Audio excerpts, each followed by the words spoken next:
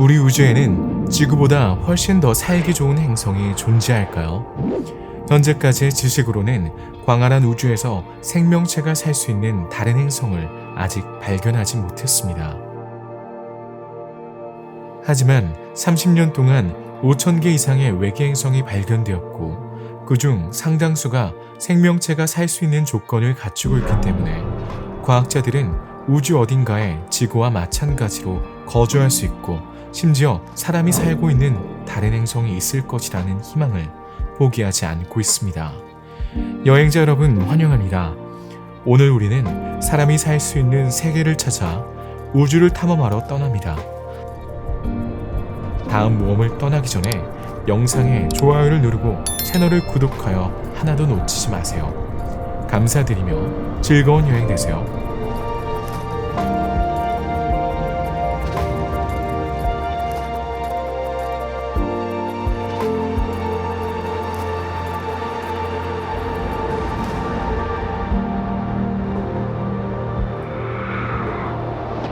지구는 생명체의 발달에 특히 유리한 행성입니다. 모든 조건이 생명체가 출현하고 진화하기에 적합하다고 할 수 있습니다. 지구는 암석으로 이루어져 있으며 물리적, 화학적 조건으로 인해 액체 상태의 물이 존재할 수 있습니다. 지구의 대기는 생명체와 양립할 수 있습니다. 이러한 유리한 조건은 지구의 크기뿐만 아니라 태양계에서의 위치와도 관련이 있습니다. 지구는 365일 주위를 도는 별인 태양의 거주 가능 영역에 위치해 있습니다. 외계 행성에서도 생명체 출현에 유리한 동일한 조건이 발견되었습니다. 지구 유사성 지수는 천체와 지구의 유사성을 0에서 1까지의 척도로 측정하기 위해 개발되었으며, 이는 지구와 매우 유사한 외계 행성을 나타냅니다. 이 지수는 행성의 평균 반지름, 질량, 공전 속도, 표면 온도 등 4가지 매개 변수를 고려하여 지구와의 유사성을 결정합니다. 따라서 행성의 거주 가능성을 확인하기 위해 지구와 비교합니다. 하지만 우주에서 생명체를 찾는 과학자들이 직면한 문제는 외계 행성이 거주할 수 있을지는 모르지만 이것이 곧 생명체가 살고 있다는 것을 의미하지 않는다는 점입니다. 지구에서 생명체는 탄소질 물질과 물로 구성되어 있습니다.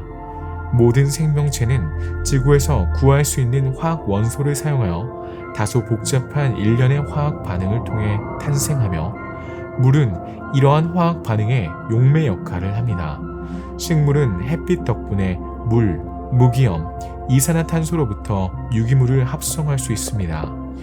지구는 생명체의 출현에 적합한 조건을 갖추고 있을 뿐만 아니라 진화에 도움이 되는 환경을 제공합니다.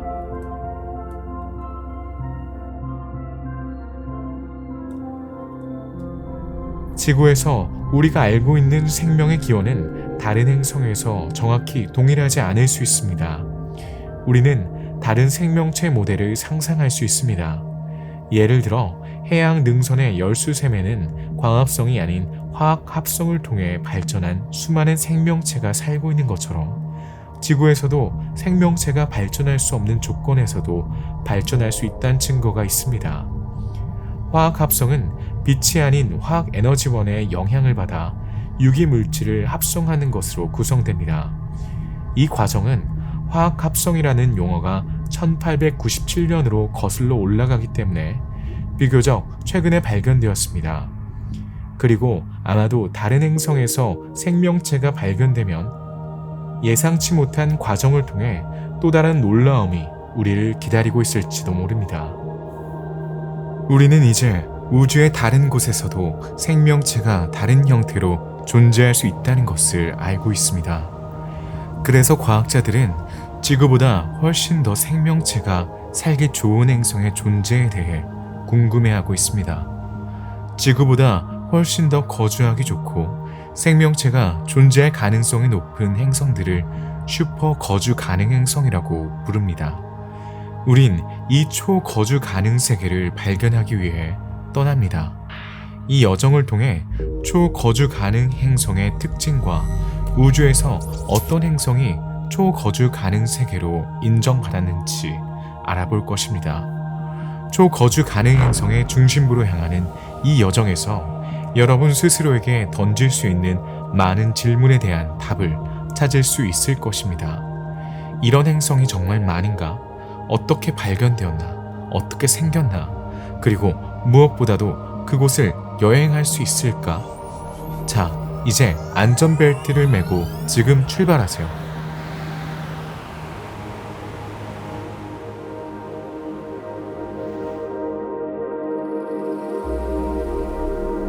초거주 가능 세계라는 개념은 지구가 가장 살기 좋은 행성이 아니라면 어떨까라는 질문에서 시작되었습니다. 오랫동안 지구는 우주에서 독특한 위치를 차지하고 있으며 거주할 수 있고 사람이 사는 유일한 행성이며 따라서 우리가 우주의 중심이라고 생각했습니다. 이를 인류 중심주의라고 합니다. 이 용어는 인간이 우주의 중심이라는 생각을 가리킵니다. 오랫동안 인간 중심주의는 우주를 연구하고 외계인을 찾는 데 있어서도 지배적인 경향이 있었습니다. 천문학자와 천체 물리학자들은 오랫동안 지구가 우주의 중심이며 모든 것이 지구를 중심으로 형성되었다고 믿어왔습니다. 지구가 우주의 중심에 움직이지 않는다고 보는 지동설은 플라톤, 아리스토텔레스, 프톨레마이오스 등 고대의 위대한 사상가들에 의해 옹호되었습니다. 지동설에 따르면 지구는 움직이지 않으며 계절은 지구 외부에서 일어나는 움직임의 영향입니다. 행성의 움직임은 타원이나 선형적인 움직임이 없고 오직 원만 존재하며 피타고라스에게 완벽한 도형이라고 여겨졌습니다. 유명한 철학자 플라톤의 지구에 대한 비전은 오늘날에도 여전히 우리를 미소 짓게 합니다. 그는 지구를 우주의 중심에 있는 구로 보았고 지구 반지름 2바퀴 두께의 물구, 지구 반지름 5바퀴 두께의 공기구, 지구 반지름 10바퀴 두께의 불구로 둘러싸여 있습니다. 별은 불의 구의 윗부분에, 나머지 7개의 행성은 중간 부분에 위치합니다. 모든 구체는 같은 축을 중심으로 균일하게 회전합니다. 이 모델은 크니두스의 유독수스와 아리스토텔레스와 같은 다른 천문학자와 철학자들에 의해 행성 위도의 차이나 행성 운동 속도의 변화 등을 설명하기 위해 수정되어 채택되었습니다. 아리스토텔레스의 모델에 따르면 우주는 유한하며 달 아래 세계와 달 위 세계라는 두 부분으로 나뉩니다. 달의 궤도 아래에는 모든 것이 움직이고 있고 불안정하며 불확실한 달 아래 세계가 있습니다. 이 세계에서 우리는 살고 진화하고 죽습니다. 달 초월 세계에서는 모든 것이 불변하고 영원합니다. 아리스토텔레스의 모델에 따르면 행성 6개마다 55개의 구체가 있습니다. 이 동심원 구들은 완벽한 원의 궤적을 따라 서로 다른 속도로 움직입니다. 첫 번째 구체는 달의 구체이고 마지막 구체는 고정된 별의 구체입니다. 구체는 수정으로 만들어졌으며 일부는 다른 구체를 회전시키기 위해서만 존재하며 이는 특정 별의 역행 운동을 설명합니다. 히파르쿠스와 프톨레마이오스에 의해 이 지동설 모델은 더욱 복잡해졌습니다. 행성들은 구가 아니라 지구를 중심으로 다른 바퀴인 디퍼런트를 돌리는 에피사이클이라는 바퀴 위에서 자전하는 것으로 보였습니다. 이 새로운 이론은 비록 틀렸지만 최초의 일식 계산을 가능하게 했습니다. 따라서 지동설은 르네상스 시대까지 지속되었습니다. 그러나 점차 지구가 태양 주위를 돈다는 태양 중심설인 천동설에 자리를 내주게 됩니다. 인간 중심주의는 여전히 사람들의 마음속에 남아 있습니다. 만약 지구가 실제로 우주에서 지적 생명체를 품고 있는 유일한 행성이라면 어떨까요? 하지만 현재 약 20개의 외계 행성이 초거주 가능, 즉 지구보다 훨씬 더 거주 가능한 것으로 간주되고 있습니다. 워싱턴 주립대학교의 더크 슐체 마쿠치, 필라델피아 빌라노바 대학교의 에드워드 기난, 독일 막스 플랑크 연구소의 르네 헬러가 그 주인공입니다. 이들은 별의 거주 가능 영역에 위치하며 복잡한 생명체가 존재할 수 있는 24개의 외계 행성을 발견했습니다. 일부 천문학자들은 지구와 같은 행성보다 더 많은 슈퍼 거주 가능 행성이 존재할 것으로 추정하기도 합니다. 이 연구의 저자 중 한 명인 독일의 천체 물리학자 르네 헬러는 지구보다 약간 더 거대하고 태양보다 작은 별을 공전하는 행성이 지구보다 생명체에 훨씬 더 도움이 될 수 있다고 주장했습니다.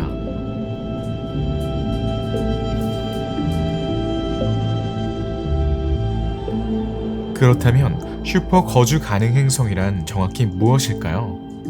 어떻게 정의할 수 있을까요?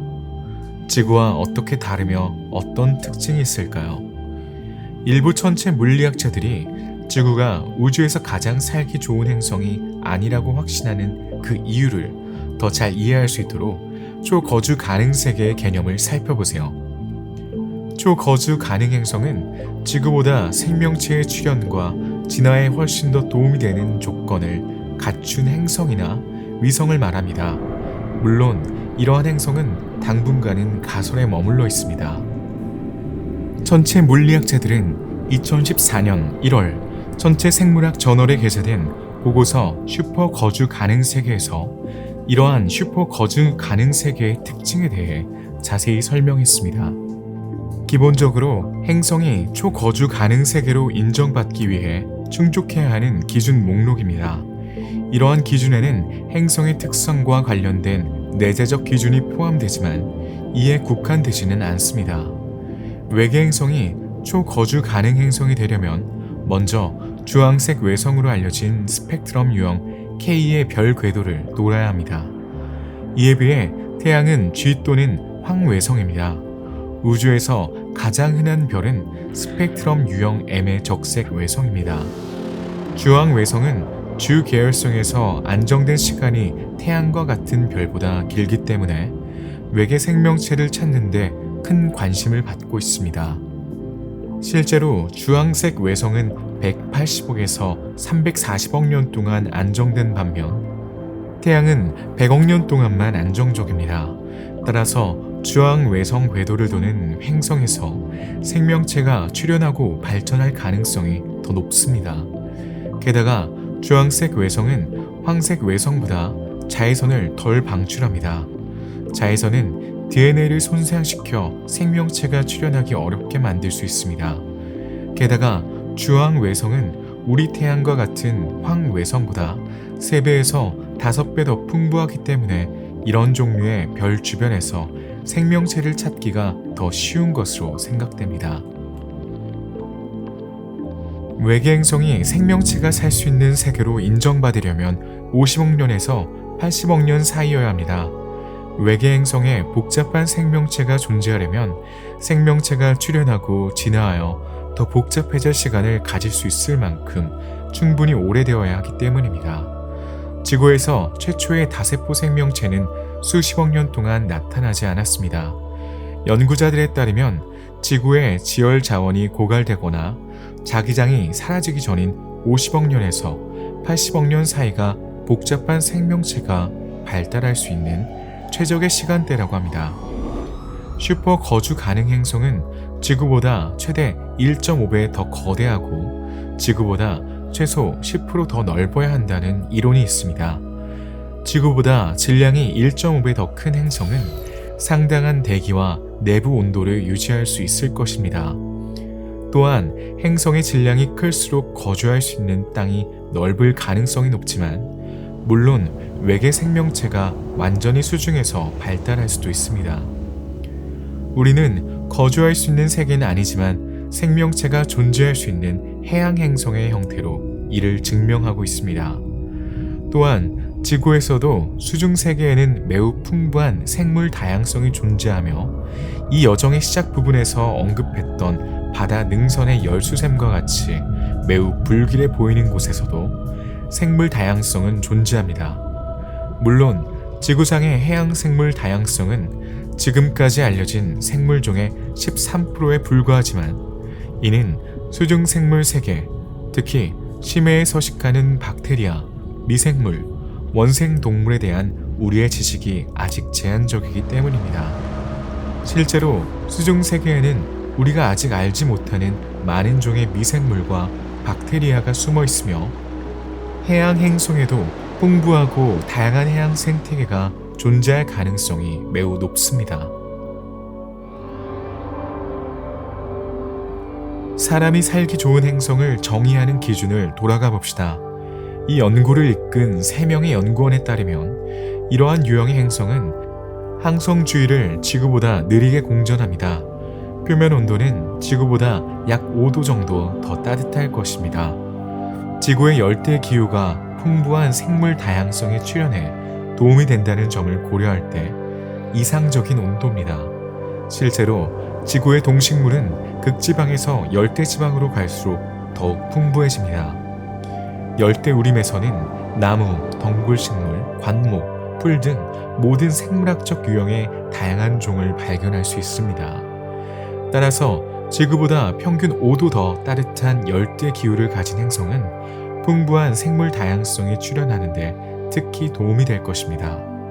또한 천체 물리학 저널에 논문을 발표한 천체 물리학자들에 따르면 사람이 살 수 있는 행성의 대기는 25%에서 30%의 산소로 구성되어 있고 나머지는 불활성 기체, 즉 이산화질소와 같이 화학 반응에 참여하지 않는 기체로 구성되어 있을 것이라고 합니다. 구름과 습도의 존재는 생명체의 출현에 필수 불가결한 기준이며 이러한 대기는 이상적인 조건을 제공합니다. 지구와 마찬가지로 초거주 가능 행성은 육지와 물로 구성되며 얕은 바다와 군도를 포함하는 방식으로 분포할 것입니다. 초거주 가능 행성에는 지구 질량의 1%에서 10%에 해당하는 자연 위성이 있을 수 있습니다. 이 자연 위성은 너무 가깝지도 너무 멀지도 않은 행성 반경 10개에서 100개의 거리에 있을 것입니다.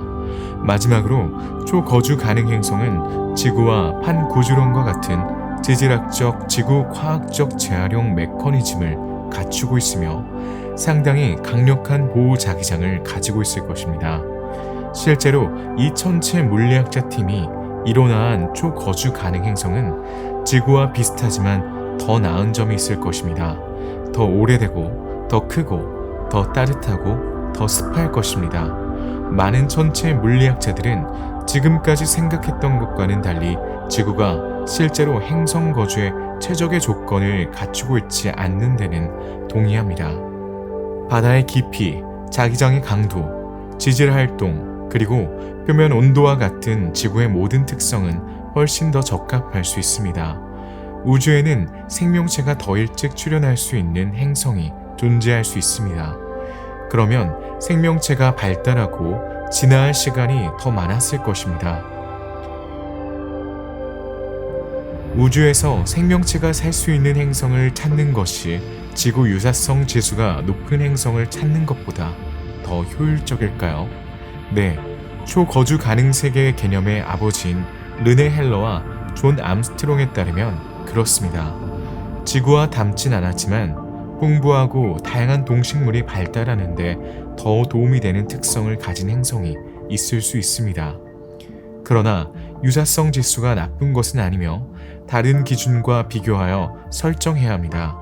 르네 헬러와 존 암스트롱이 의미하는 바는 행성의 거주 가능성을 결정하기 위해 이 개념만 연구해서는 안 된다는 것입니다.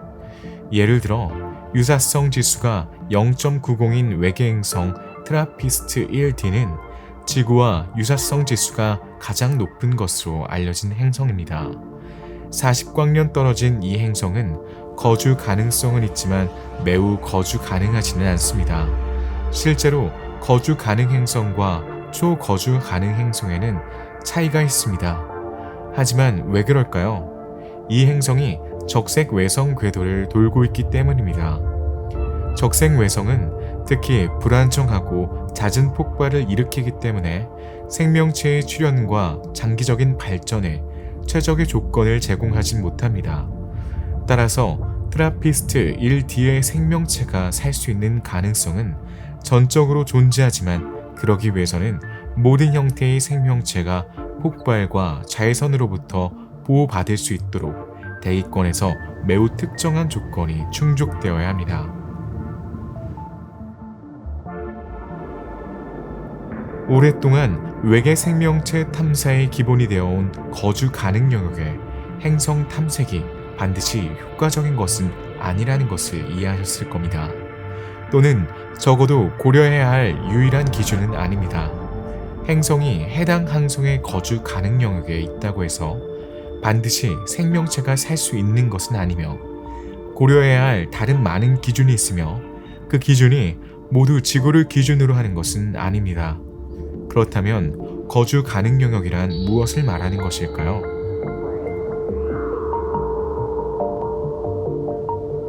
행성계의 거주 가능 영역은 다른 모든 조건이 충족될 경우 행성에 액체 상태의 물이 존재할 수 있는 항성 주변 구역을 말합니다. 지구에서 생명체의 출현을 가능하게 하는 것은 물이기 때문에 외계 생명체를 찾는 데 있어 거주 가능 영역의 개념은 매우 중요합니다. 거주 가능 영역에 있는 행성에 액체 상태의 물이 존재하려면 0도에서 100도의 표면 온도와 물과 대기를 보유할 수 있는 충분한 질량 등 다른 조건이 충족되어야 합니다. 황외성이나 주황외성보다 더 차가운 별인 적색 외성 주변은 별에 가까울수록 거주 가능 영역이 더 넓어지는 등 행성계마다 거주 가능 영역은 다양합니다. 또한 별이 오래될수록 더 밝아지고 거주 가능 영역은 더 멀어집니다. 예를 들어 우리 태양계에서 거주 가능 영역은 0.95에서 1.5 천문단위며 1 천문단위는 지구와 태양 사이의 거리에 해당합니다. 그러나 물이 있는 외계 행성을 찾는 것이 항성계의 거주 가능 영역에만 국한되어선 안 됩니다.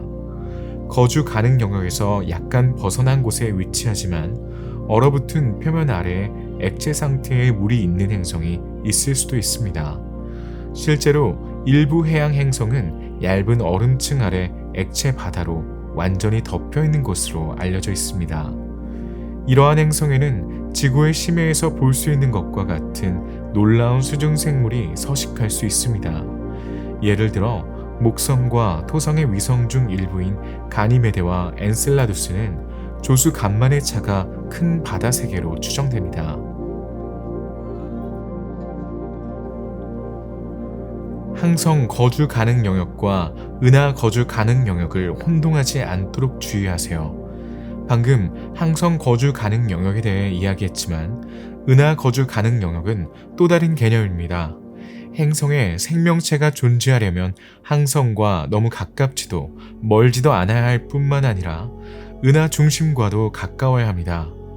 이 영역에는 텔루르 행성 형성에 유리한 무거운 원소와 헤모글로빈에서 발견되는 철 또는 많은 무척추 동물의 혈액에서 산소를 운반하고 저장하는 단백질인 헤모시아닌에서 발견되는 구리와 같은 생명체의 필수적인 원자가 충분히 존재합니다. 반면에 행성은 초신성, 해성, 소행성 소나기 또는 블랙홀의 흡입으로 인한 방사선에 노출될 수 있는 은하 중심에 너무 가까워서는 안 됩니다. 실제로 거의 모든 은하의 중심에는 초질량 블랙홀이 있습니다. 우리 은하인 은하수에는 지구에서 27,000광년 떨어진 곳에 궁수자리 A라는 블랙홀이 있습니다. 태양보다 400만 배나 더 거대합니다. 블랙홀은 매우 강력해서 먼지와 가스는 물론 너무 가까이 다가오는 별과 행성까지 빨아들일 수 있습니다. 따라서 생명체가 살 수 있는 행성은 은하 중심에 너무 가까워서는 안 되며, 그렇지 않으면 언젠가는 빨려 들어가게 됩니다. 은하 거주 가능 영역을 결정하는 것은 매우 복잡한 작업입니다. 우리 은하인 은하계에서 이 거주 가능 영역은 은하 중심에서 25,000광년 떨어진 곳에 위치하며 6,000광년 이상에 걸쳐 있습니다. 그러나 이것이 은하 거주 가능 영역이 다른 은하에서도 동일하다는 것을 의미하진 않습니다. 사실 일부 은하에는 존재하지 않을 수도 있습니다. 어쨌든 지구는 은하 거주 가능 영역과 그 주위를 공전하는 태양의 거주 가능 영역에 모두 위치해 있습니다. 따라서 지구는 치명적인 중성자 별, 위험한 블랙홀, 매우 짧지만 강력한 무작위 전자기 방사선인 감마선 폭발로부터 멀리 떨어져 있습니다. 감마선 폭발이 지구를 강타한다면 그 결과는 재앙이 될 수 있습니다. 4억 4천만 년 전에 지구를 강타한 5번의 생물종 대량 멸종 중 하나가 이 현상으로 인해 발생했을 수 있습니다. 감마선 폭발은 거의 10년간 오존층의 30%를 파괴할 수 있으며 자외선의 2배에 달하는 위력을 발휘합니다. 해양의 먹이 사슬의 근간인 식물성 플랑크톤은 완전히 탄화될 것입니다. 대기 중에 대량의 질소산화물이 형성되어 대기가 노란 주황색으로 변하고 산성비가 내릴 것입니다. 광합성이 감소하면 식량 생산의 약 60%가 붕괴되고 생물 다양성의 기능에 상상할 수 있는 모든 결과가 초래될 것입니다. 이제 거주 가능한 행성을 찾는 것이 왜 그렇게 복잡한지 알 수 있습니다. 많은 조건이 충족되어야 하며 그러한 행성은 우주의 많은 위험으로부터 보호되어야 합니다.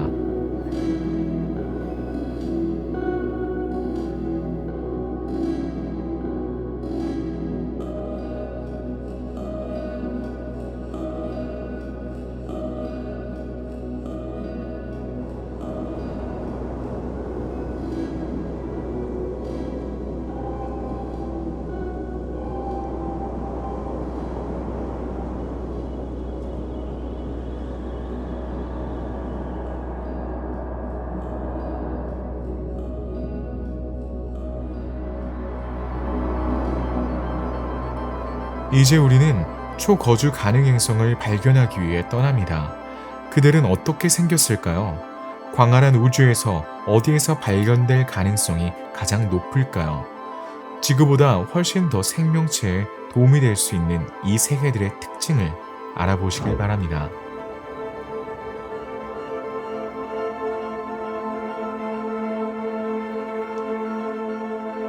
헬러와 암스트롱이 정의한 초거주 가능 세계는 지구보다 큰 행성입니다. 초거주 가능 행성은 질량이 지구의 약 2배, 반지름이 지구의 반지름의 1.3배에 달합니다. 천체 물리학자들에 따르면 이 크기는 판구조론의 최적이라고 합니다.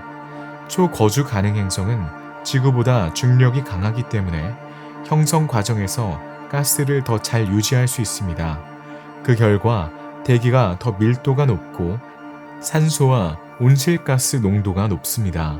이러한 가스 농도는 평균 기온을 약 25도 수준으로 높여 식물 생명이 출현하기에 최적의 조건을 제공합니다. 지구보다 밀도가 높은 대기 덕분에 초거주 가능 행성은 표면이 더 규칙적으로 구부러져 있어 물이 더 넓은 면적을 덮을 수 있는 동시에 바다 분지의 크기가 줄어듭니다. 수심이 얕은 지역은 더 많은 열과 빛을 받기 때문에 다양한 해양, 수생생물이 발달하는 데 더 도움이 됩니다. 따라서 지구보다 평균 수심이 얕은 행성은 수중생물 다양성이 더 높을 가능성이 높습니다. 이러한 특성은 행성이 지구보다 더 살기 좋은 환경이 되기 위한 기본 조건입니다. 행성이 더 거대할수록, 중력이 강할수록, 수심이 얕을수록 생명체가 살기 좋은 환경이 됩니다. 지질학적 관점에서 볼 때 생명체가 살 수 있는 행성의 최적 질량은 지구 반경의 1.2배에서 1.3배인 지구 질량 2개 정도이며 밀도는 지구와 비슷합니다. 실제로 이러한 조건은 행성의 질량이 지구의 1에서 5배, 이상적으로는 2개의 지구 질량을 가진 경우에 발생할 수 있는 판구조론의 최적 조건입니다. 판구조론은 지구의 바깥쪽 단단한 외피인 암석권을 구성하는 판의 움직임을 말합니다. 이러한 움직임은 멘틀의 대류 운동으로 인해 발생합니다.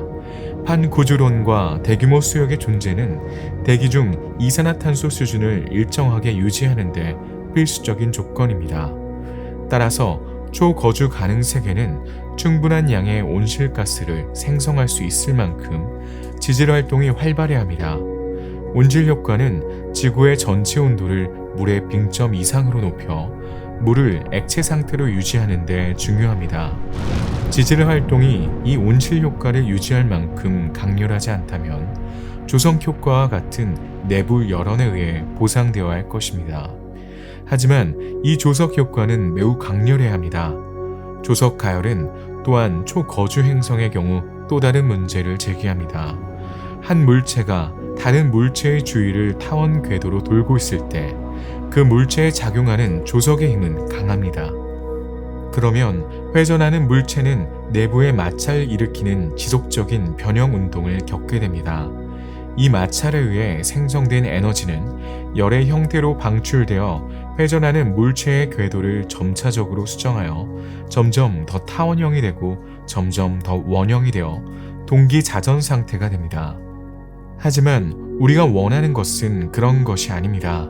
생명체가 살 수 있는 행성은 정의상 생명체의 출현과 발달을 위한 최적의 조건을 갖춰야 하며, 행성이 동기자전 중이라면 행성의 한쪽은 매우 뜨겁고 다른 한쪽은 매우 차가울 것입니다. 생명은 궁극적으로 두 반구 사이의 경계에서 발전할 수 있지만 우리는 최적의 조건에 대해 실제로 이야기할 수 없습니다. 이것이 우리가 초거주 가능 세계의 경우 온실 효과를 유지할 수 있을 만큼 강렬한 지질 활동 가설을 선호하는 이유가 됩니다.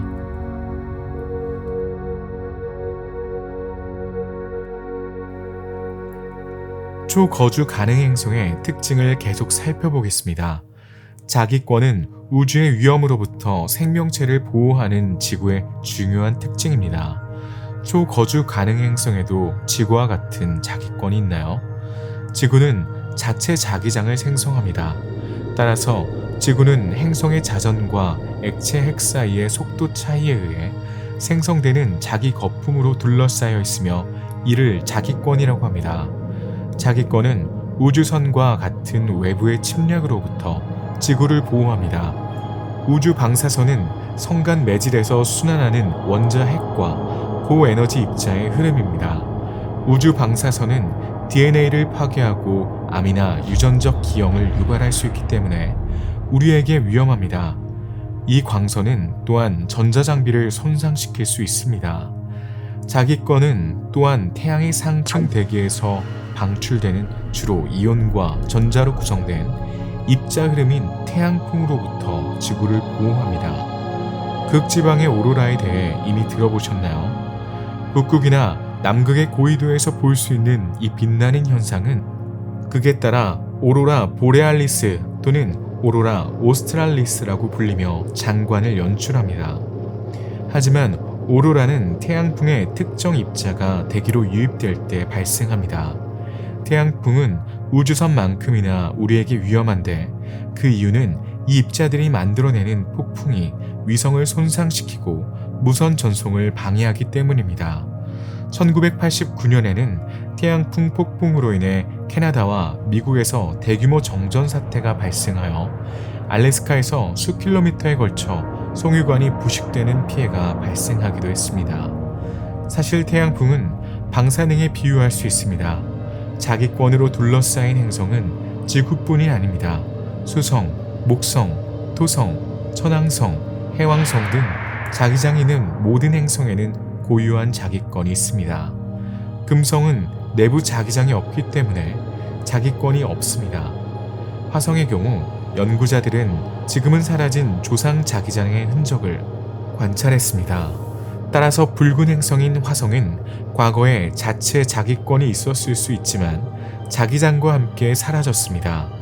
자기권은 행성의 생명체를 보호하는 데 필수적입니다. 따라서 초거주 가능 행성은 우주 방사선, 항성풍 및 생명체 발달에 위험한 기타 현상에 대한 보호막 역할을 할 수 있을 만큼 충분히 강력한 자기권을 가져야 합니다. 생명체가 살 수 있는 행성의 자전이 동기적이거나 너무 느려서는 안 되는데 자전이 너무 느리면 자기권이 너무 약해지기 때문입니다. 그러면 대기의 일부, 특히 수소가 대기 중으로 빠져나가게 됩니다. 이것이 이론적으로 항성 주위를 동시에 공전하는 적색 외성의 거주 가능 영역에서 공전하는 행성이 초거주 행성이 될 수 없는 이유가 됩니다.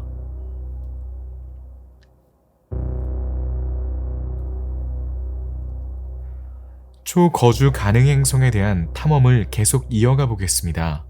이 행성들의 날씨가 어떤지, 더 중요한 것은 기후가 어떤지 궁금할 겁니다.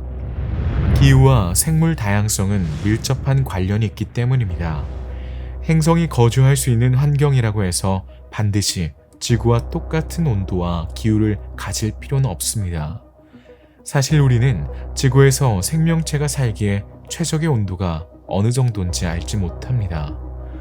우리가 아는 것은 더 따뜻한 시기에 생물 다양성이 더 풍부했다는 것입니다. 따라서 평균 기온이 지구보다 약간 높은 행성이 생명체의 출현과 발달에 더 적합한다는 것을 확인할 수 있습니다. 바다는 행성의 기후를 조절하는 데 중요한 역할을 합니다. 바다는 대기와 끊임없이 교류하며 해류를 통해 엄청난 양의 열을 흡수했다가 방출합니다. 바다는 대기보다 1000배나 많은 양의 열을 저장하고 수세기에 걸쳐 매우 천천히 방출할 수 있습니다. 이러한 해양의 온도 조절 효과는 지구 표면의 온도를 적정하게 유지하여 생명체에 도움이 되는 온도를 유지하는 데 도움이 됩니다. 생명체가 살 수 있는 행성은 지구보다 따뜻해야지만 지구가 태양으로부터 공전하는 거리보다 항성으로부터 더 멀리 공전해야 합니다. 실제로 지구는 이미 태양계 거주 가능 영역의 안쪽 가장자리에 상당히 근접해 있습니다. 그러나 태양의 일부인 주 계열성의 광도는 시간이 지남에 따라 증가합니다. 이로 인해 거주 가능 영역이 바깥쪽에서 밀려납니다. 10억 년에서 30억 년 후에는 지구가 더 이상 거주할 수 없게 됩니다. 따라서 초거주 가능 행성은 거주 가능 영역의 중심에 더 가깝게 발견되어야 합니다. 온도를 높게 유지하려면 지구보다 대기가 더 두껍고 온실가스 농도가 높아야 합니다.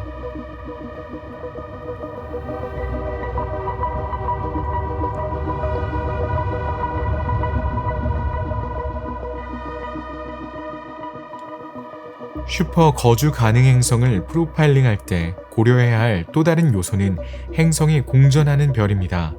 별의 종류는 항성계의 특성을 크게 결정하므로 행성의 거주 가능성에 영향을 미칩니다. 모든 별이 동일한 특성이나 동일한 수명을 가지고 있는 것은 아니기 때문입니다.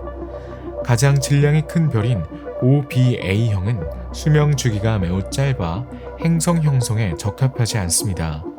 그렇다면 우주에서 가장 흔한 가장 질량이 작은 별인 M형과 K형은 어떨까요? 이들은 수명이 가장 긴 별이지만 광도가 낮기 때문에 거주 가능 영역의 크기가 줄어듭니다. 게다가 이 별들은 불안정한 것으로 악명이 높기 때문에 주변 행성들은 자외선 플레어에 자주 노출됩니다.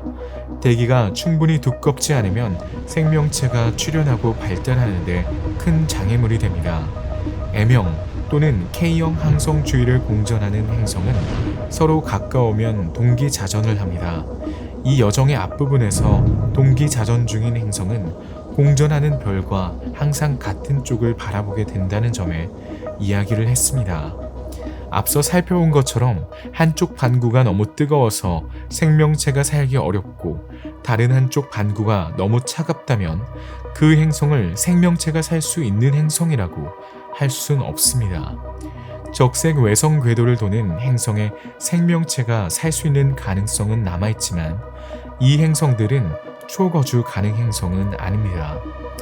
따라서 가장 거대한 별과 가장 작은 별이 모두 생명체의 출현과 발달에 도움이 되는 것은 아닙니다. K형 별, 즉 주황외성은 이 두 극단 사이의 행복한 중간입니다.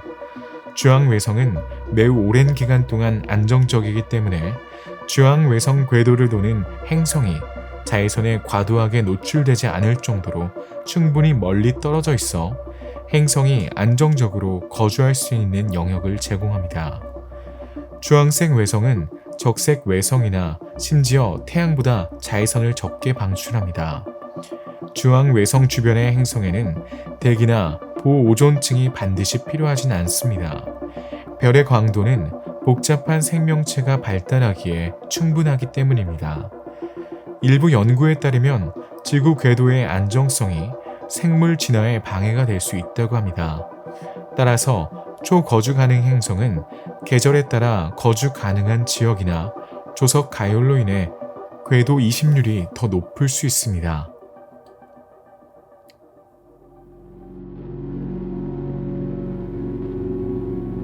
이제 슈퍼 거주 가능 행성의 대기를 연구해 보겠습니다.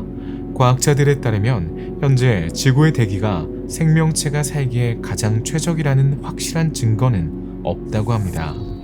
따라서 생명체에 더 도움이 되는 다른 요소의 조합이 있을 가능성이 높습니다. 거주 가능한 행성의 대기의 특징을 살펴봅시다. 우리가 알고 있는 동물 생명체는 충분한 산소가 있는 대기가 필요합니다. 반면에 식물은 광합성을 위해 대기 중에 이산화탄소의 형태의 충분한 양의 탄소가 필요합니다. 안정적인 거주 가능한 온도를 유지하려면 온실가스의 균형이 필수적입니다. 지구의 대기는 다소 특이합니다. 질소와 산소는 풍부하지만 이산화탄소는 매우 적습니다.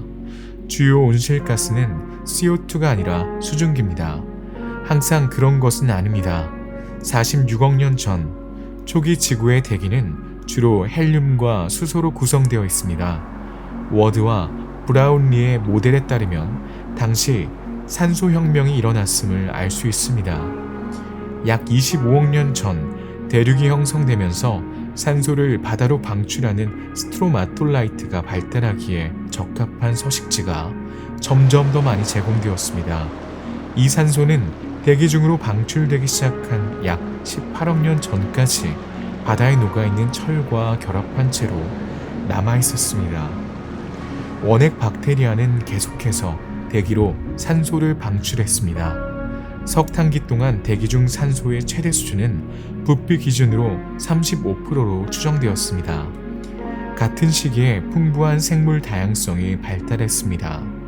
따라서 복잡한 생명체가 발달하기 위해서는 대기 중에 상당한 양의 산소가 존재한다고 가정합니다. 대기 밀도에 대해서도 이야기할 필요가 있습니다. 생명체가 발달하기 위한 최적의 밀도는 어느 정도일까요? 초거주 행성의 대기가 지구보다 밀도가 낮으면 우주 복사의 보호를 덜 받을 것이고, 낮과 밤 또는 적도와 극지방 사이에 매우 큰 열차이가 있을 것입니다. 강수량도 더 고르지 않게 분포되어 매우 건조한 지역과 매우 습한 지역이 생길 것입니다. 보시다시피 인구 밀도가 낮은 대기는 생명체의 발달에 이상적이지 않습니다.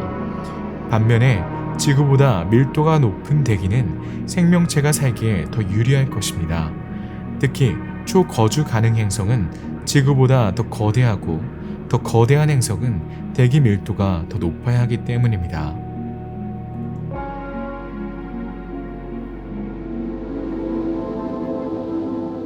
이 여정의 시작에서 우린 초거주 가능 행성의 고대에 대해 이야기했습니다. 초거주 행성의 개념을 이뤄나간 연구자들에 따르면 지구보다 오래된 행성은 생물 다양성이 더 높을 수 있습니다.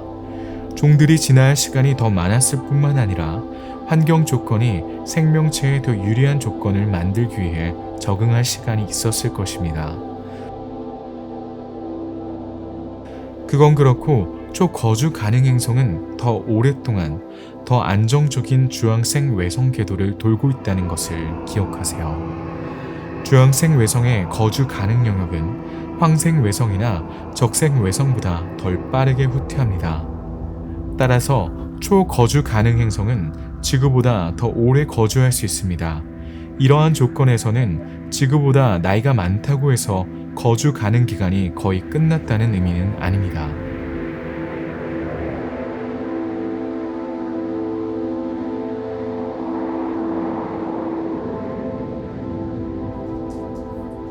그것은 모두 초거주 가능 행성의 자격 기준에 달려 있습니다. 그런 행성의 존재를 의심하시나요? 아니면 존재한다고 해도 정말 많지 않을 것이라고 생각하시나요? 2014년 1월 천체생물학 저널에 실린 보고서를 다시 한번 살펴볼까요? 전체 물리학자들에 따르면 사람이 살 수 있는 행성은 24개의 가능성이 있다고 합니다. 따라서 지상 행성보다 더 많은 초거주 가능 행성이 있을 수 있습니다. 실제로 태양과 같은 별보다 주황색 외성이 더 많습니다. 이 수치를 계산하기 위해 연구진은 현재까지 발견된 4,500개의 외계 행성을 분석했습니다. 먼저 케플러 망원경 아카이브에서 항성 거주 가능 영역에 있는 행성을 선택했습니다. 그런 다음 K형 별, 즉 주황색 외성과 태양과 비슷하지만 더 차가운 G형 별을 가진 시스템을 조사했습니다. 그리고 그 기준에 따라 24개의 잠재적 슈퍼 거주 가능 행성 목록을 작성했습니다. 행성이 초거주 가능 행성이 되기 위해 충족해야 하는 조건을 고려할 때 이 수치가 인상적일까요? 지구보다 더 거대하기만 해도 이러한 행성들은 우리가 이야기했던 많은 기준을 자연스럽게 충족할 수 있습니다. 사실 많은 기준이 서로 연결되어 있습니다. 지구 질량이 2개에서 3개의 행성은 단연생 판구조론이 더 많고 표면적이 지구보다 더 넓습니다. 중력이 지각에 미치는 영향은 바다의 깊이뿐만 아니라 중력장의 강도와 대기의 밀도에도 영향을 미칩니다. 이 24개의 외계 행성 후보 중 슈퍼 거주 가능 행성은 단 1개만이 확인되었습니다. 게다가 목록에 있는 행성들은 모두 100광년 이상 떨어져 있어 그 특성을 관찰하는 것이 다소 복잡합니다. 하지만 이 발견은 천체 물리학자들에게 큰 희망을 주었고 제임스 웹을 시작으로 더 강력한 새 망원경이 등장하면 슈퍼 거주 가능성이 있는 행성에 대해 더 많은 것을 알려줄 수 있을 것입니다.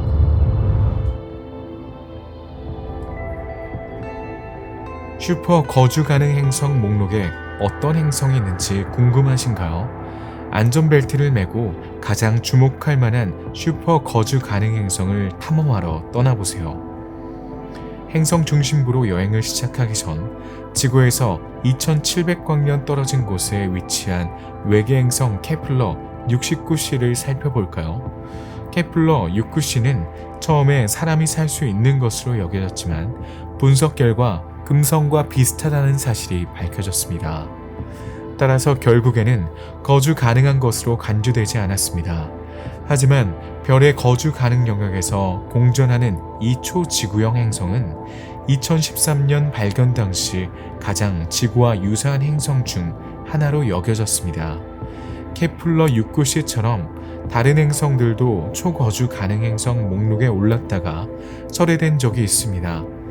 2011년 베일 자리에서 36광년 떨어진 곳에서 발견된 외계 행성 HD 85512b가 바로 그런 경우입니다. 발견 당시 이는 별의 거주 가능 영역의 상한선에 위치하여 지금까지 발견된 외계 행성 중 가장 거주 가능한 행성 중 하나였습니다. 그러나 이 별의 거주 가능 영역이 모델 업데이트되면서 이 행성이 실제로는 거주 가능 영역 밖에 있는 것으로 밝혀졌습니다. 따라서 초거주 가능성은 말할 것도 없고 거주할 수도 없습니다. 지구에서 12광년 떨어진 고래자리 별자리에 있는 외계 행성 타우세티 F에서도 같은 일이 일어났습니다. 두 행성 모두 우리와 비교적 가까웠기 때문에 지적 생명체를 쉽게 찾을 수 있었을 텐데 안타깝습니다. 이제 목록에 있는 외계 행성 중 유일하게 생명체가 살 수 있는 것으로 확인된 케플러 1126b로 초거주 가능 행성 탐사를 시작해 보겠습니다. 안타깝게도 지구에서 2070광년 이상 떨어진 먼 거리에 있습니다. 2016년에 발견된 이 외계 행성은 슈퍼지구로 분류되었습니다. 슈퍼지구는 지구와 거대 행성 사이의 질량을 가진 외계 행성입니다. 초거주 가능 행성은 질량이 지구의 약 2배에 달해야 하므로 모든 행성이 초지구라 말할 수 있습니다. 우린 종종 초지구와 거주 가능 행성, 초거주 가능 행성을 혼동하는 경향이 있지만 이 둘은 서로 교차하고 교차하더라도 매우 다른 개념입니다. 케플러 1126b는 태양과 같은 G형 또는 황외성 궤도를 돌고 있습니다. 질량은 지구의 3.64배에 해당합니다. 항성인 케플러 1126에서 약 0.43 천문 단위로 떨어져 있어 지구보다 태양에 더 가깝기 때문에 궤도 주기가 108.6일로 논리적으로 더 짧습니다. 참고로 케플러 1126b 외계행성은 미국의 케플러 우주망원경에 의해 발견되었기 때문에 그렇게 명명되었습니다. 다른 많은 외계행성들과 마찬가지로 케플러라는 이름 뒤에 숫자와 문자 B가 붙었는데 이는 항성 주변에서 발견된 최초의 외계행성이라는 것을 나타냅니다. 목록에 있는 다른 외계행성들도 케플러 망원경으로 발견되었습니다. 2009년에 발사되어 2018년에 임무를 완수한 이 망원경은 은하수의 특정 영역에서 발견할 수 있는 모든 외계행성을 식별하는 것을 주요 목표로 삼고 있습니다. 케플러 망원경은 이러한 지구 외계행성을 탐지하기 위해 별 궤도를 도는 행성이 망원경과 별 사이를 통과할 때 별의 밝기 변화를 측정하는 통과 방법을 사용했습니다. 케플러 망원경은 임무가 끝날 때까지 다른 관측을 통해 확인된 행성 2662개를 발견했는데 이는 현재까지 발견된 외계행성의 절반이 넘는 수치입니다. 따라서 2023년까지 발견될 5,300개 이상의 외계행성 중 상당수가 이 케플러 망원경의 이름을 따서 명명되었습니다.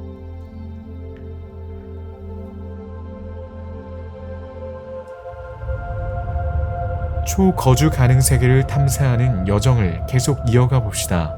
현재까지 가장 유력한 거주 가능 행성 후보로는 KOI 5715.01이라는 외계행성이 있습니다. 케플러 1126b와 마찬가지로 태양계에서 2964광년이나 떨어져 있는 이 행성은 아직 지구에서 멀리 떨어져 있습니다. 우리가 아는 한 이 행성은 외계행성을 거주하기 좋은 세계로 만드는 대부분의 기준을 충족합니다. 이 지구의 나이가 45억 년인데 비해 이 행성은 55억 년으로 지구보다 더 오래되었습니다. 또한 지구보다 1.8배 더 거대합니다. 평형 온도는 영하 13도로 지구보다 약간 높은 반면 지구는 영하 18도입니다. 참고로 행성의 평형 온도는 대기가 없을 때 표면이 균일하다고 가정했을 때 행성 표면의 이론적 온도입니다. KOI 571501의 대기는 아직 분석되지 않았기 때문에 이러한 데이터는 신중하게 다뤄져야 합니다. 실제로 지구에서 매우 멀리 떨어져 있는 이 행성의 대기 구성을 측정하는 것은 아직 불가능합니다.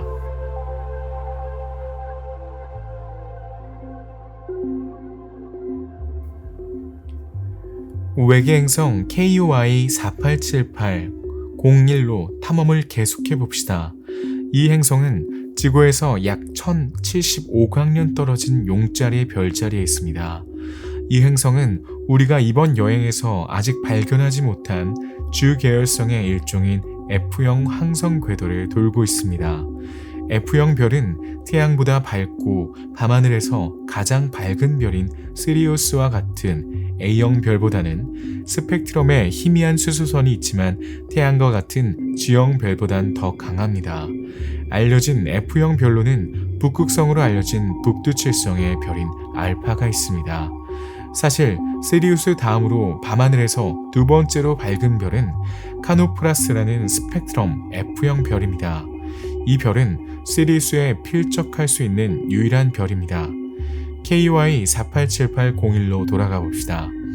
이 외계행성은 지구와 매우 유사하고 어떤 면에서는 더 나은 특성을 가지고 있기 때문에 초거주 가능 행성으로 분류되었습니다. 공전 주기는 지구보다 길어 지구 449일 주기로 항성 주위를 공전합니다.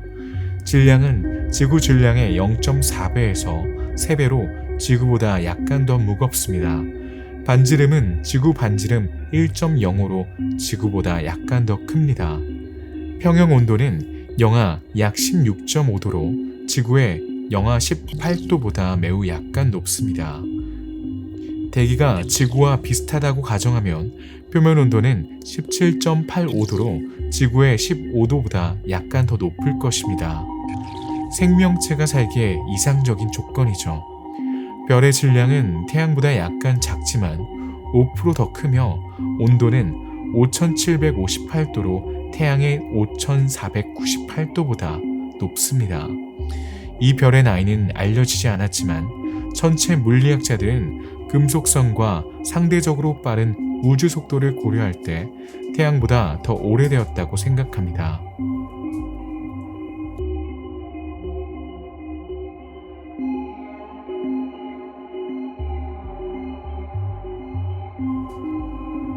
초거주 가능 세계로 분류된 24개의 외계 행성 중에는 태양계에서 3000광년 남짓 떨어진 1000층짜리 별자리에 위치한 KOI 456 공사가 있습니다. 이는 질량과 반지름이 태양과 매우 가까운 케플러 160이라는 별의 궤도를 돌고 있습니다. 케플러 160의 표면 온도는 5197도로 태양의 5498도에 비해 300도나 낮습니다.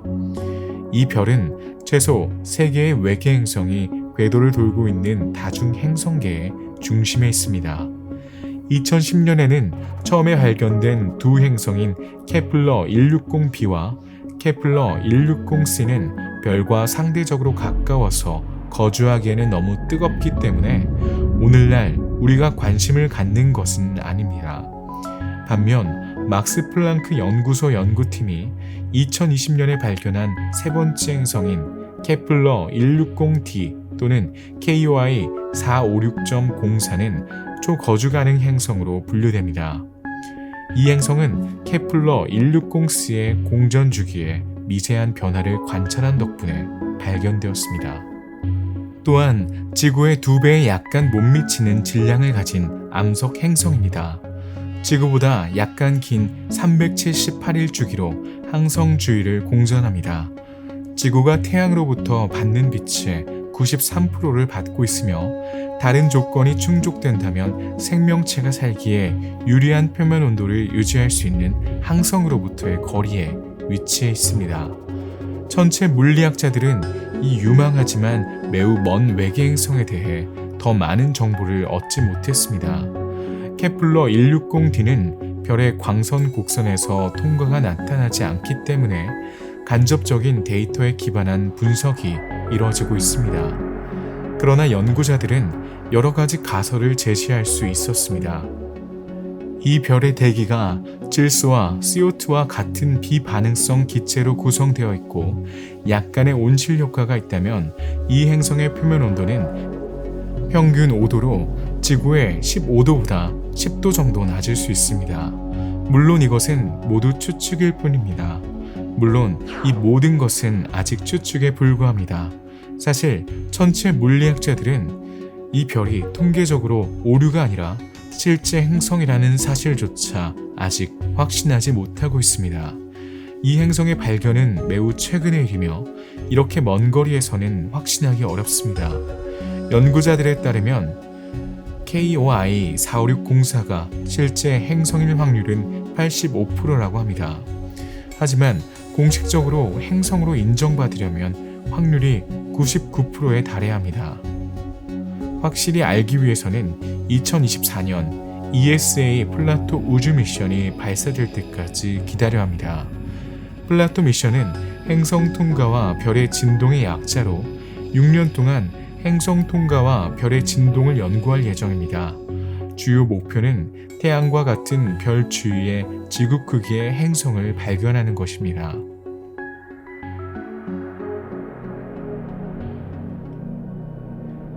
KOI 771101이라는 행성으로 탐사를 이어가 보겠습니다.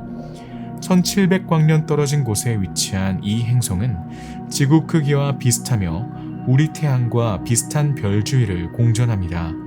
이 행성의 발견은 2017년 6월 19일 나사가 케플러 탐사선에서 발견한 최신 외계 행성을 발표하는 자리에서 발표되었습니다.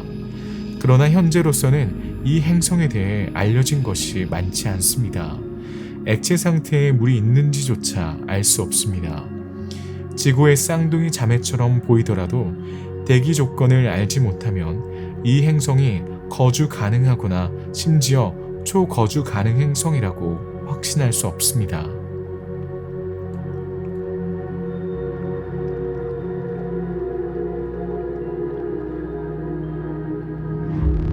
초거주 가능 행성 목록에 있는 다른 모든 행성은 현재 이용 가능한 데이터가 거의 없다는 점에서 KOI 771101과 유사합니다.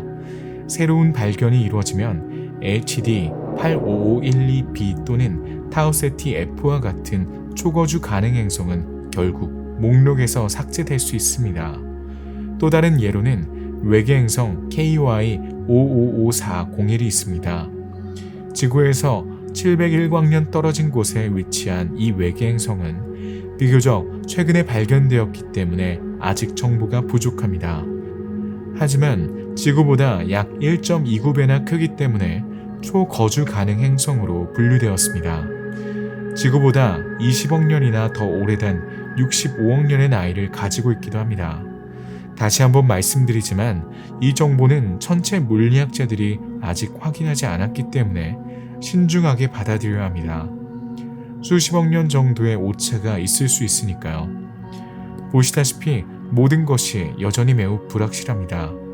우린 또한 이 행성의 평균 기온이 지구보다 약 10도 정도 높은 26.17도 정도일 것이라는 것을 알고 있으며 이는 매우 살기 좋은 행성으로 간주되기에 유리합니다. 현재로서는 더 이상 알 수 없습니다. 하지만 천체 물리학자들은 곧 이 외계 행성을 면밀히 조사할 예정이며 이 외계 행성은 목록에 있는 다른 초거주 가능 행성보다 덜 멀리 떨어져 있습니다.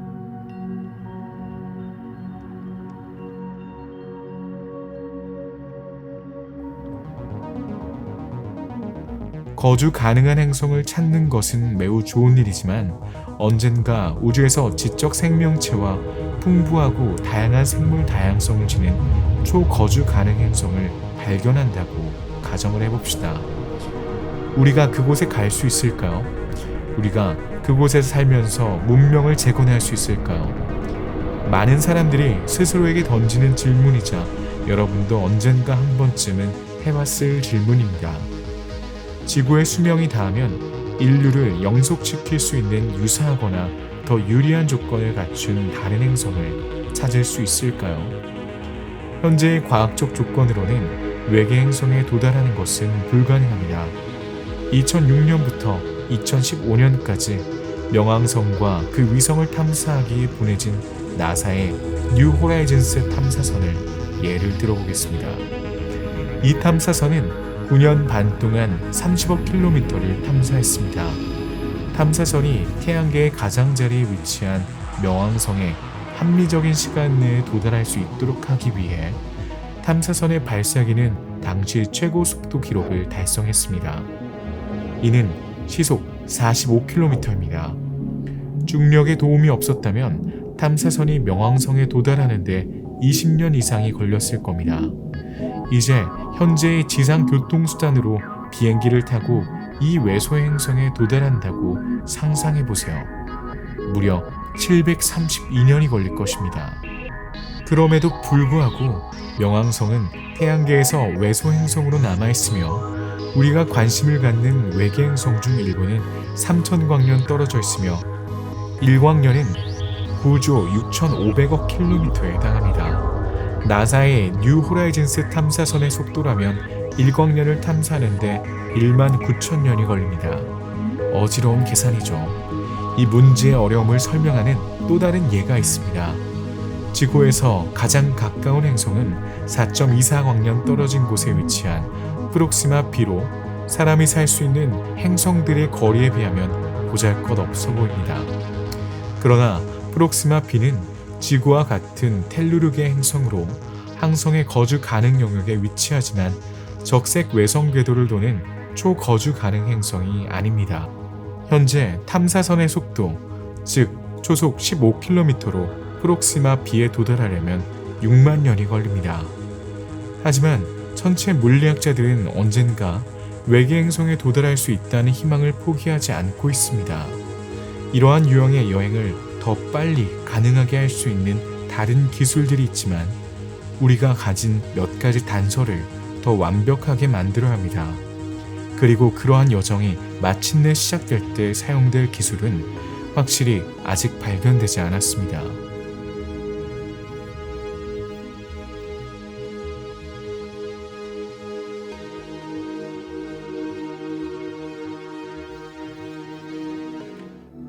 오늘날 가장 진보된 기술 중 하나는 이온 추진력입니다. 이온 추진 엔진은 제논과 같은 유체에서 전자를 추출한 다음 전기장과 자기장을 사용하여 가속합니다. 이 기술은 2003년부터 2006년 사이에 비행한 ESA의 스마트 1 탐사선에 사용되었습니다. 일정한 가속 시간이 지나면 이온 추진 엔진은 초속 60km라는 놀라운 속도에 도달할 수 있습니다. 하지만 40년 이내의 합리적인 시간 내에 프록시마 B에 도달하려면 우주 전체 질량보다 더 큰 엄청난 양의 화물을 실어야 합니다. 따라서 이 기술은 언젠가 사람이 살 수 있는 행성에 도착하기 위한 이상적인 솔루션이라고 할 수 없습니다. 과학자들은 현재 다른 추진 기술을 연구하고 있습니다. 아직 실용화되진 않았지만 희망을 가질 수 있을 만큼 충분히 발전된 기술입니다. 가변 특정 임펄스 자기 플라즈마 로켓에 사용되는 바심르 모터는 그러한 유망한 기술 중 하나입니다. 이 엔진은 이온 추진 엔진에서는 불가능했던 높은 비임펄스를 유지하면서 높은 추력을 전달할 수 있습니다. 나사는 화성에 도달하기 위해 이 엔진을 연구하고 있습니다. 지구의 이웃 행성과 2500광년 이상 떨어진 매우 거주하기 좋은 행성 사이에는 많이 존재하기 때문입니다. 앞으로 수십 년 안에 다른 추진 기술을 통해 더 가까운 행성에 도달할 수 있고 조금씩 과학의 경계를 허물 수 있을 것입니다. 음의 양성자와 양의 전자로 구성된 반물질과 같이 아직 탐구해야 할 다른 길도 있습니다. 반물질은 제조 비용이 매우 비싸고 저장 방법도 알 수 없지만 특히 에너지 측면에서 엄청난 잠재력을 가지고 있습니다.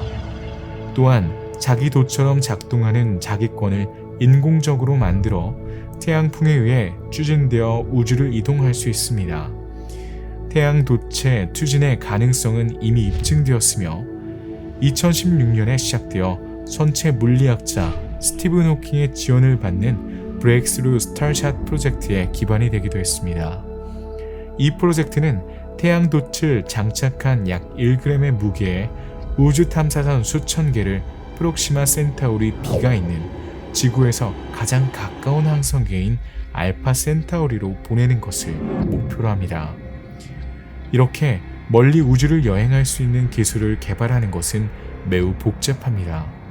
인간의 일생에 걸맞는 여행을 할 수 있을 만큼 빠른 기술을 찾는 것만이 과학자들이 직면한 유일한 문제는 아닙니다.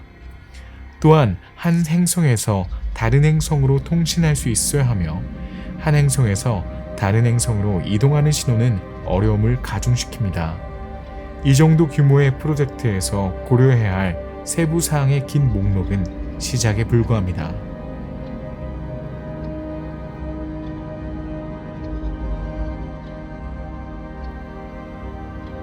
이제 우리는 초거주 가능 세계의 중심부로 향하는 흥미진진한 여정의 마지막에 이르렀습니다. 네, 우리 우주에는 분명 지구보다 훨씬 더 생명체가 살기 좋은 조건을 갖춘 행성들이 있습니다. 하지만 그런 행성들이 발견되었을까요? 행성을 찾으려면 얼마나 멀리 가야 할까요? 초거주 가능 세계에 지적 생명체가 존재한다는 것을 증명할 수 있을까요? 우리가 그곳으로 여행을 할 수 있을까요? 이 모든 질문은 과학계를 분열시킵니다. 어쨌든 우리가 말할 수 있는 것은 초거주 가능 세계는 아직 모든 비밀이 밝혀지지 않았다는 것입니다. 그리고 우린 때가 되면 그 비밀을 밝혀낼 준비가 아직 되어 있지 않을지도 모릅니다.